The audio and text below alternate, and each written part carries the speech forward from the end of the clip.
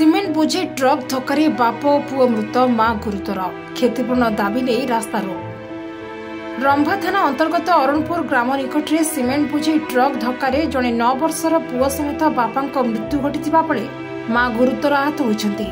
मोहन रायगुरु तांको स्त्री गायत्री रायगुरु और पुओ त्रयंबकम एक टीवीएस एक्सेल गाड़ी में कृष्णप्रसाद थाना अंतर्गत तिछिणी ग्रामरू यूडीएसपुर ग्राम को जाउथबा बेले हठात अरणपुर ग्राम निकट में रंभारू आसुथबा एक सिमेंट बोझी ट्रक धक्का देथिला। फल सेमाने रक्ताक्त अवस्था तले पड़ जाइथिले। स्थानीय लोकों सहयोग में 108 आंबुलांस जोगे छत्रपुर मेडिकल अणा जाइथिला। सेठारे त्रयंबकम को उपस्थित डाक्तर मृत घोषणा करथिबा बेले बापा मां को अवस्था गुरुतर थिबारु तांको ब्रह्मपुर मेडिकल को पठा जाइथिला।